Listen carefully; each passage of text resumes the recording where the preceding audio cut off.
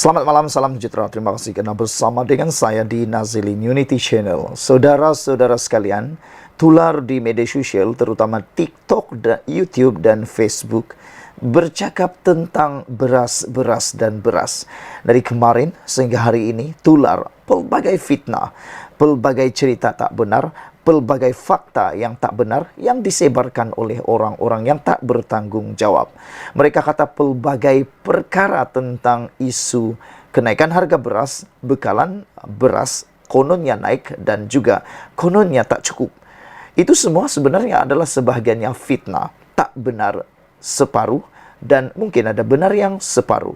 Tapi saya akan sampaikan kepada Anda apa sebenarnya yang berlaku tentang cerita beras ini. Tapi janji dulu, sebarkan pendedahan ini, pencerahan ini kepada rakan Anda dalam grup WhatsApp Anda, dalam grup TikTok dan sebagainya, supaya mereka tidak lagi termakan hasutan, termakan fitnah, dan lebih penting lagi melakukan dosa percuma, yaitu fitnah.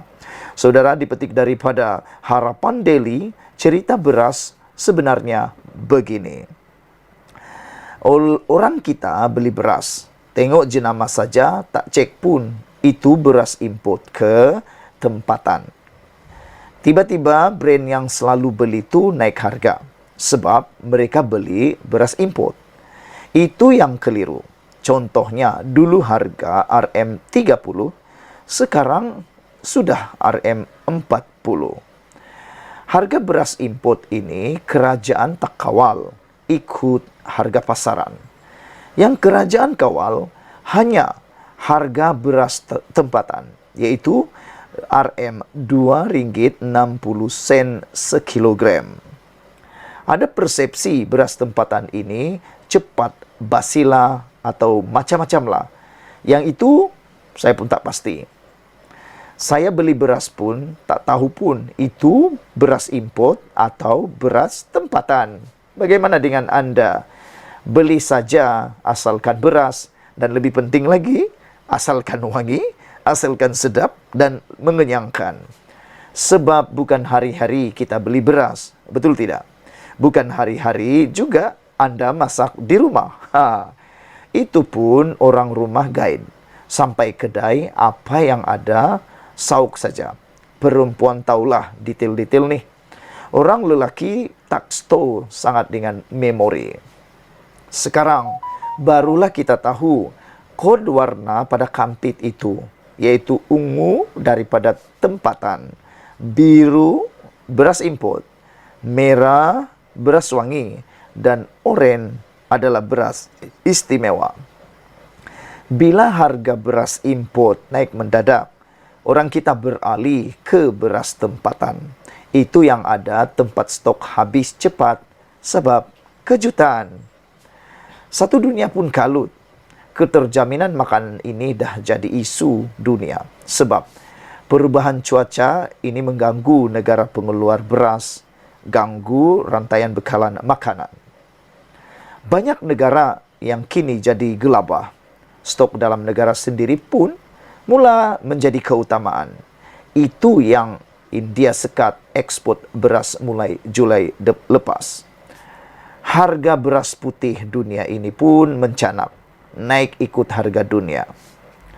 Anda bayangkanlah dalam tempoh setahun ini saja, harga import Thailand naik 400 US dollar ke 650 US dollar, 22 hingga 23 Ogos itu dah 62%. Bernas yang tukang import ini mana boleh nak tahan. Kalau harga lama kekal, sebulan rugi RM80 juta. Sudah 6 tahun bertahan harga lama. Bernas kena terus survive sebab mereka satu-satunya entiti yang jaga stok penimbal beras negara supaya sentiasa cukup. Sekarang, usaha kerajaan minta pengilang beras tempatan bagi 20% padi mereka kepada Bernas. Sebelum ini, mereka jual terus. Bila jurang harga besar 26 dan 40 itu ada yang buat silap mata. Masa ni kerajaan buat penguasaan lah. Jangan ada yang tukar kampit beras tempatan jadi import.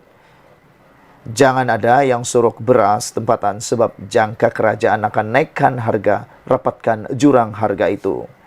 Jangan ada yang seludup keluar beras tempatan sebab kita paling murah, RM RM2.60 berbanding negara lain. Sekilogram beras di Thailand ialah RM RM3.40, Filipina RM3.70, Vietnam RM3.50, Indonesia RM3.90, Laos RM5.50, Kamboja RM4.50, Brunei RM6 dan Singapura RM4.50. Harap kerajaan perpaduan kuat untuk memastikan stok beras kita ini tidak terganggu. Faktor dunia ini di luar kawalan kita. Masa ini jugalah teringatkan Allahyarham Salahuddin Ayub, Menteri Perdagangan Dalam Negeri dan Kos Sara Hidup KPDN. Bekalan beras diberitakan akan pulih dalam tempo sebulan. Itu janji dan itu jaminan yang dikeluarkan oleh Datuk Seri Muhammad Sabu, Menteri Pertahanan Menteri Pertanian Keterjaminan Makanan. Pengeluaran beras putih tempatan di seluruh negara diyakini dapat dipulihkan dalam tempo sebulan menerusi program khas beras putih tempatan, kata Mat Sabu lagi. Beliau berkata, menerusi program itu, kementerian telah mengambil beberapa langkah intervensi termasuk meminta pengilang meningkatkan 20% bekalan beras putih tempatan di pasaran bagi penyelesaian jangka pendek. Menurutnya, beberapa sesi libat urus dengan pemegang taruh dalam industri padi dan beras negara juga akan diadakan 7 September ini bagi membincangkan mengenai kaedah dan mekanisme untuk memulihkan pengeluaran beras.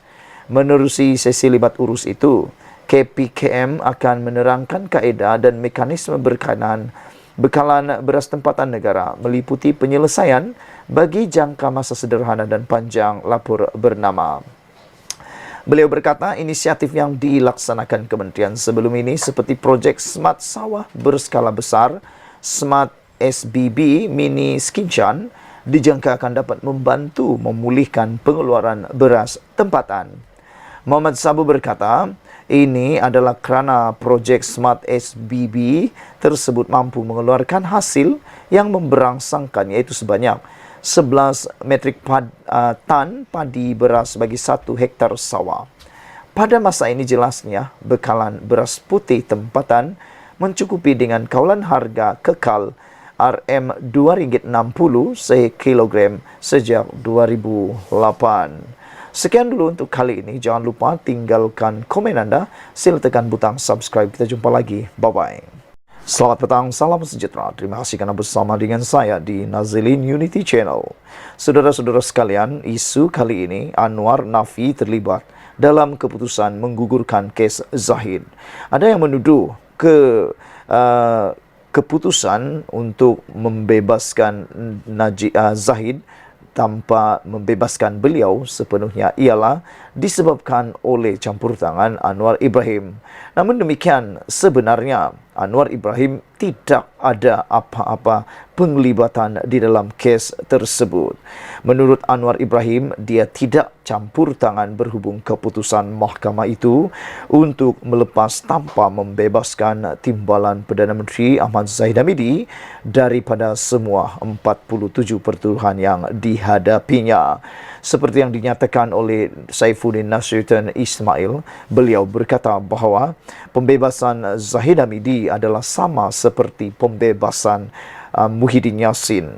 Kata beliau, kenapa jika Muhyiddin Yassin dilepaskan oleh mahkamah dapat diterima oleh para walaun ataupun penyokong Perikatan Nasional. Saifuddin mempersoalkan, kenapa kalau Muhyiddin dibebaskan daripada pertuduhan yang dia hadapi, penyokong Perikatan Nasional gembira pula dan tidak berkata apa-apa tentang mahkamah atau campur tangan Anwar Ibrahim. Tetapi ketika Zahid Hamidi mendapat pembebasan, mereka mempersoalkan mengapa pula Zahid Hamidi dilepaskan. Padahal, kata Saifuddin, itu adalah sama seperti Muhyiddin Yassin tanpa campur tangan Anwar Ibrahim. Kalau Anwar Ibrahim campur tangan, pastilah Muhyiddin Yassin juga sukar untuk dilepaskan, kata netizen. Tapi oleh kerana tindakan Anwar Ibrahim tidak mahu mencampuri apa-apa urusan mahkamah dan juga peguam negara, maka itu sebabnya Muhyiddin Yassin pun terlepas, Zahid Hamidi pun terlepas. Saudara-saudara sekalian, Perdana Menteri berkata peguam negara mempunyai kuasa sepenuhnya dalam mengendalikan kes tersebut. Kata beliau, Jaksa Agung Peguam Negara ada wewenang atau kuasa sepenuhnya dan diberikan alasan-alasan. Saya berikan wewenang kepada Jaksa Agung kerana dia bicara tentang 200 halaman permohonan baharu oleh Ahmad Zahid Hamidi. Ini keputusan Jaksa Agung, jadi saya tidak campur tangan, kata Anwar Ibrahim ketika ditanya media tempatan mengenai isu tersebut selepas program Temu Anwar di Jakarta semalam. Ketika ditanya sama ada keputusan tersebut akan memberi persepsi tidak baik terhadap kerajaan, Anwar berkata ia tidak menjejaskan kredibiliti kerajaan dan menegaskan beliau tetap dengan pendiriannya untuk keras membenteras rasuah. Untuk maklumat anda semua, saudara-saudara sekalian, bagi meyakinkan anda, sejak belakangan ini, kita amat gembira apabila begitu banyak tangkapan demi tangkapan, pendedahan demi pendedahan, penahanan demi penahanan terhadap orang-orang yang selama ini kita tak jangka langsung akan ditangkap, ditahan kerana melakukan rasuah, salah guna kuasa. Kalau selama ini kita jarang sekali mendengar jerung-jerung besar, apalagi ikan-ikan paus besar yang suka makan rasuah. Akhirnya sejak belakangan ini, lihat saja di dada-dada media massa kita dapat melihat begitu banyak tangkapan dilakukan oleh SPRM maupun PDRM. Ini menunjukkan bukti bahawa Anwar Ibrahim benar-benar menentang dan berperang dengan rasuah. Semalam, Mahkamah Tinggi Kuala Lumpur memutuskan untuk melepas tanpa membebaskan Ahmad Zahid Hamidi daripada semua 47 pertuduhan pecah amanah, rasuah dan pengubahan wang haram yang berkaitan dengan dana Yayasan Akal Budi. Hakim Collins Lawrence Sukera membuat keputusan itu selepas mendengar 11 alasan yang diberikan oleh Timbalan Pendakwa Raya Muhammad Dusuki Mukhtar untuk menghentikan prosiding kes berkenaan. Ahmad Zahid sebelum ini telah menghantar surat representasi setebal 200 muka surat kepada Pejabat Peguam Negara AGC sebagai asas pertimbangan supaya pertuduhan terhadapnya digugurkan. Surat representasi pertama dikemukakan pada Januari lepas, manakala yang terbaru lengkap dengan fakta dan bukti baharu dihantar kepada AGC pada Februari.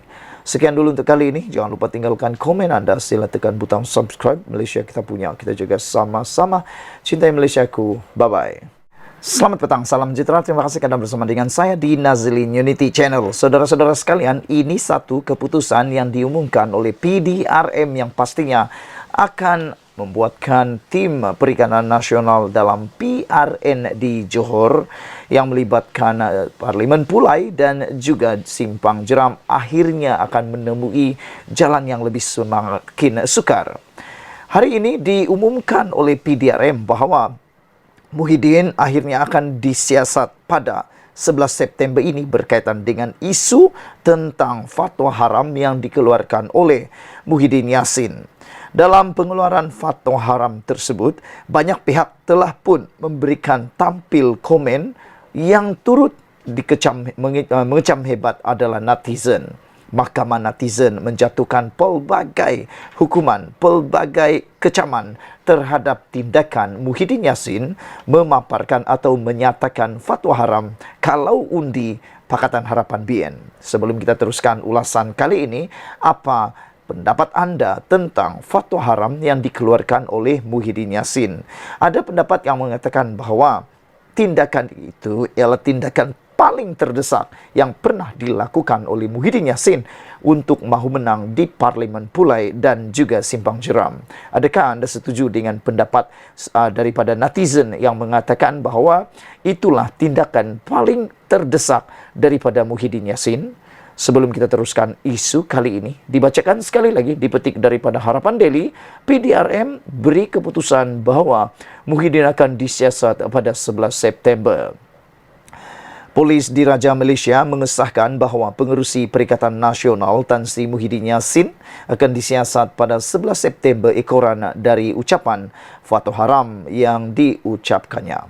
Temu janji untuk rakaman percakapan di bawah Seksyen 112 Kanun Tata Cara Jenayah terhadap pengerusi Perikatan Nasional PN tersebut ditetapkan pada 11 September 2023. Di pejabat beliau di bangunan MIDA KL Sentral oleh Unit Siasatan Jenayah Terkelas D5 Jabatan Siasatan Jenayah, kata pengarah Jabatan Siasatan Jenayah Datuk Seri Muhammad Suhaili Muhammad Zain dalam satu kenyataan. Muhyiddin menyifatkan tindakan mengundi calon Pakatan Harapan di dalam pilihan raya kecil Pulai sebagai haram pada 2 September yang lepas. Setakat ini, 2 laporan polis telah pun diterima berkenaan perkara tersebut. Saudara-saudara sekalian, di samping itu, rentetan daripada berita ini, Mat Sabu seru jangan undi PAS, tolak pemimpin ekstrim. Jadi, cara untuk sebenarnya bagi mengelak daripada mengundi calon lawan ialah tidaklah perlu mengeluarkan fatwa haram, kata netizen. Cukup dengan menggunakan isu-isu tentang kemajuan negara, tentang bagaimana membangunkan negara. Dan selain itu, mereka kata cukuplah meniru dengan cara seperti Mat Sabu punya kenyataan, iaitu jangan undi PAS, tolak pemimpin ekstrim. Jadi tidak melibatkan agama, tidak melibatkan isu bangsa dan raja-raja Melayu. Jadi sebab itulah, maka ada satu laporan dalam Harapan Daily baru-baru ini mengatakan bahawa bangsa Johor sebenarnya menolak politik Perikatan Nasional yang ekstrim. Pengerusi amanah Datuk Seri Muhammad Sabu menyeru rakyat menolak sikap ekstrim yang dibawa oleh Parti PAS sekaligus menolak gelombang hijau dari merentasi sempadan Johor. Berbaki 2 hari sebelum hari pengundian, Muhammad Sabu berkata pengundi di Parlimen Pulai dan Simpang Jeram perlu bijak memilih dan jangan sesekali membiarkan sikap pelampau mula merebak ke Johor. Sikap ekstrim yang dibawa oleh pemimpin PAS ketika ini harus ditolak oleh semua rakyat. Politik adalah wadah untuk kita semua bersama-sama mengejar melakukan fastabikul khairat, berlumba-lumba melakukan kebaikan atau kebajikan, kata Mat Sabu lagi. Dalam perkembangan sama, Muhammad Sabu berkata kerjasama antara Pakatan Harapan PH dan Barisan Nasional BN akan bertahan lama selepas menunjukkan perkembangan yang baik. Ahli Parlimen Kota Raja itu berkata Pakatan Harapan BN tidak pernah bercinta, namun secara tiba-tiba dijodohkan oleh Raja-Raja Melayu selepas PRU 15 untuk membentuk kerajaan. Tetapi bila sudah bertemu dan bermesra, 1 tahun selesai. Itulah berkat kalau kahwin orang tua kira atur, kata beliau lagi. InsyaAllah perpaduan PHBN kita ini akan kekal, kata beliau. Sekian dulu untuk kali ini. Jangan lupa tinggalkan komen anda. Sila tekan butang subscribe. Apa pendapat anda tentang isu kali ini? Malaysia kita punya. Kita juga sama-sama cintai Malaysiaku. Kita jumpa lagi. Bye-bye.